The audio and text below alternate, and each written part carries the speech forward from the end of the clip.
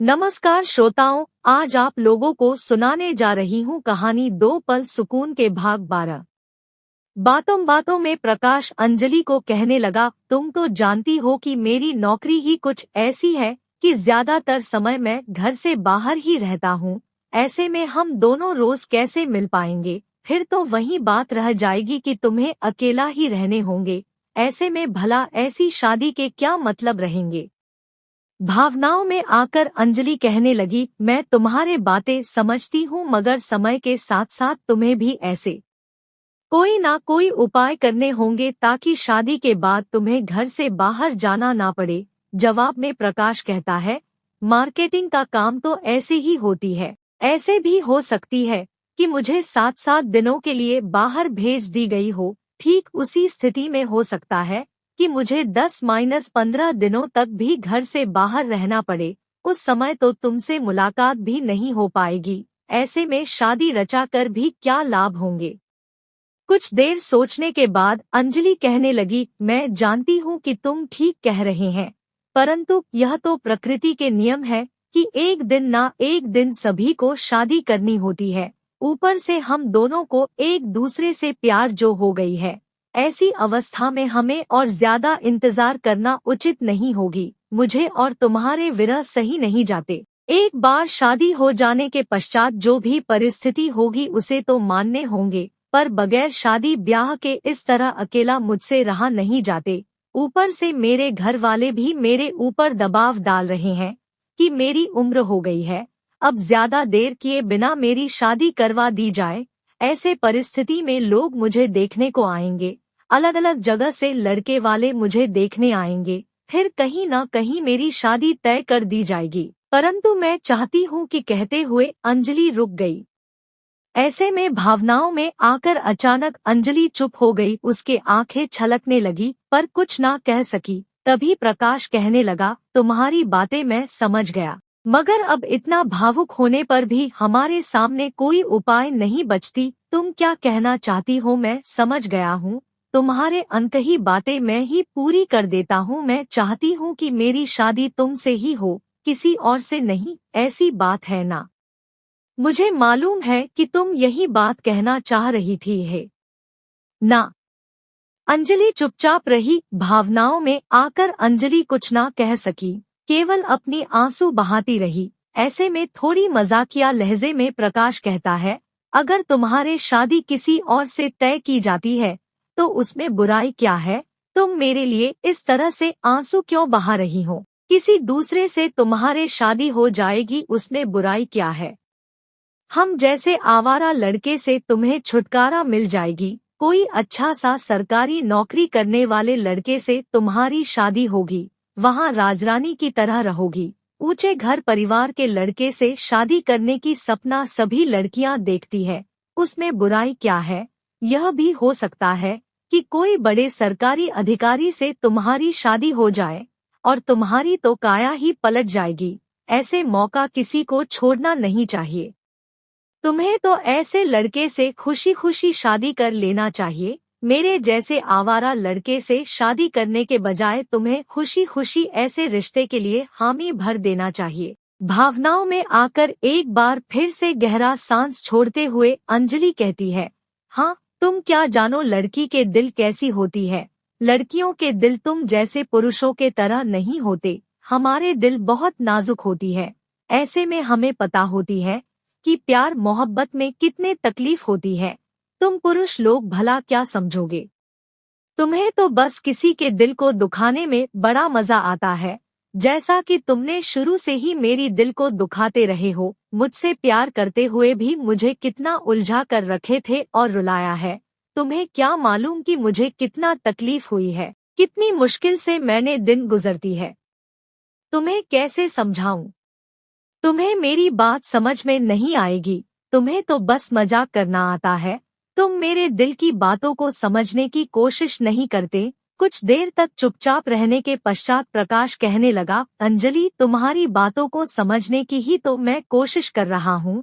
देखो अंजलि, मैं ऐसा नौकरी करता हूँ जो कि मैंने पहले से ही कहता रहा, उसके कोई खास भविष्य नहीं है। 10 कंपनियों का मार्केटिंग एक साथ करता रहता हूँ। कंपनी के टारगेट पूरी करने पर तनख्वाह मिलते हैं, परंतु ऐसा नौकरी का कोई भरोसा भी नहीं है। कोई परमानेंट नौकरी तो नहीं है। अब देखो न, मेरे पास अपना खुद का मकान तक भी नहीं है। बस कमाया जाता हूँ और खर्चा भी करता रहता हूँ। ऐसे नहीं कि मैंने कुछ भी नहीं किया, मगर मैंने कभी अपने लिए सोचा ही नहीं है। जो भी पैसा वगैरह बनाए थे उसके साथ कुछ और जोड़ जाड़ कर एक छोटा सा मकान खरीदा था, जिसमें मेरे माता पिता और छोटे भाई रहते हैं। वह घर इतना छोटा सा है कि किसी भी तरह से वह लोग रह रहे हैं। बस इतना ही, उनके जरूरत के हिसाब से बहुत छोटी है। ऐसे में हमारे शादी के बाद वहाँ पर तुम्हें ले जाऊं, ऐसे परिस्थिति भी वहाँ पर नहीं है। शहर में जगह तथा मकान बहुत महंगी होती है। ऐसे में मैं उसके बाद आपने लिए मकान नहीं बना पाया। तब से मैं तो किराए की मकान में ही रहता हूँ। ऊपर से मुझे जो तनख्वाह मिलते हैं उससे अधिक तो खर्चा हो जाती है। ऐसे में मैं अपना शादी को लेकर कैसे सोच सकता हूँ। मैं तो तुमसे प्यार करता हूँ, परंतु मैंने कभी तुमसे ऐसी शर्त नहीं रखा कि मैं तुमसे शादी करके घर बसा लूंगा। देखो, प्यार करना और शादी करना दोनों अलग बात है। शादी करने के बाद परिस्थिति कुछ अलग होती है। मान लो कि आज हम दोनों शादी कर ली, अगले ही दिन से हमारे ऊपर बहुत से जिम्मेदारी आ जाएंगे, केवल मेरे ऊपर ही नहीं तुम्हारे ऊपर भी, जिसे बड़े ही ईमानदारी के साथ निभाने होंगे। अंजलि चुपचाप बैठकर प्रकाश के बातें सुनती रही और प्रकाश कहता रहा, शादी के पश्चात हम लोग रहेंगे कहाँ? इसके लिए एक निश्चित ठोस उपाय होना चाहिए। फिर हम दोनों का निर्वाहन, चलो वह भी हो गया। फिर हमारे परिवार भी समय के साथ साथ बड़े होते जाएंगे। इन सब के लिए सारे बंदोबस्त तथा उन सब के सारे जिम्मेदारी उठाते उठाते लोग बीमार पड़ते हैं, बूढ़े हो जाते हैं। फिर परिवार में सभी के जिम्मेदारी निभाने हेतु घर में तरह तरह के कलह होना तो रोज की विषय है। तुम खुद ही अपने माता पिता से पूछ लो कि मैं सही कह रहा हूँ या नहीं। परिवार के लोगों के जरूरतों को पूरा करते करते लोग थक जाते हैं। एक से एक अमीर लोग भी परेशान हो जाते हैं, और हम तो ठहरे गरीब लोग एक फकीर की तरह। क्या ऐसी परिस्थितियों के साथ मुकाबला करने को तुम तैयार हो? पहले तो तुम शादी के लिए अपने आप को तैयार कर लो। एक सच्ची बात अच्छी तरह से समझ लो कि शादी से पहले के जीवन बहुत इमोशन होती है, रोमांटिक होती है, और बाद में वह प्रैक्टिकल हो जाती है।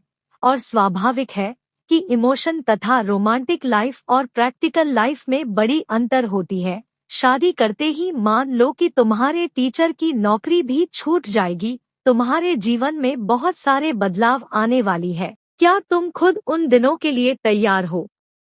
इन सब विषय को जानने के लिए अपने स्कूल में जो उम्र दराज या शादीशुदा मैडम लोग हैं, उनसे चर्चा करके देखो तो तुम्हें पता लग जाएगी कि शादी के पश्चात कैसी कैसी परेशानियां आती है। अंजलि, जो बड़ी देर से चुपचाप प्रकाश की बातें सुन रही थी, अब धीरे से कहने लगी, मैं तुम्हारी सारी बातें समझ गई हूँ। ऐसा नहीं कि मैं उन सब बातों को नहीं समझती हूँ, परंतु यह सब तो हमारे ही क्यों हर एक मनुष्य के जीवन चक्र के हिस्से हैं। सभी मनुष्य को उन सभी प्रतिकूल परिस्थितियों से गुजारना पड़ता है। तो क्या लोग अपने जीवन में होने वाले प्रतिकूल परिस्थितियों से दूर भाग सकते हैं? लोगों को सभी तरह के प्रतिकूल परिस्थितियों से गुजारना पड़ता है, और सभी लोग ऐसी परिस्थितियों से गुजरने को तत्पर रहते हैं। बजाय इनसे दूर भागने की, तो हम लोग क्यों ऐसी परिस्थितियों से दो चार करने की बजाय दूर भागे? क्यों ना हम लोग भी दुनिया में ऐसी परिस्थितियों से गुजरने वाले लाखों करोड़ों लोगों के हिस्सा बने। प्रकाश काफी देर तक अंजलि को समझाता रहा, परंतु अंजलि उसके किसी भी तरह के बातों को समझने को तैयार नहीं है, क्योंकि उसे पहले से ही पता है कि ऐसी बहुत से समस्याएं जीवन में आते रहेंगे। समस्या से दूर भागने के बजाय उसका डटकर मुकाबला करना ही हर मनुष्य का कर्तव्य होती है। तभी एकाएक प्रकाश कहने लगा, देखो अंजलि, तुम खुद समझदार हो। अगर हमारे सारे परिस्थिति जो तुम्हें मैंने सुनाई है, उन सभी के साथ तुम समझौता करने को तैयार हो तो मुझे कोई एतराज नहीं है। हम लोग कल ही शादी कर लेंगे। लेकिन तुम एक बार और सोचो कि हर एक लड़कियों के मन में यही एक सपना होती है कि मेरे पति के घर ऐसा होगा, उनके घरवाले मतलब कि मेरी ससुराल तथा ससुराल वाले ऐसे होंगे वैसे होंगे। उनके मन में बहुत से सपना होती है। मैं बिल्कुल फ्री तथा फ्रांकली कह रहा हूँ। मेरी सभी परिस्थितियों से तुम भली भांति परिचित हो। तुम सभी पहलुओं पर चिंता करके देखो। अगर तुम मुझसे शादी करके अपने आप को खुशनसीब समझते हो तो तुम अपने माता पिता से बात करके देखो कि उन लोग क्या कहते हैं। समाप्त। कहानी के अगले भाग के लिए हमारे साथ बने रहिए। धन्यवाद।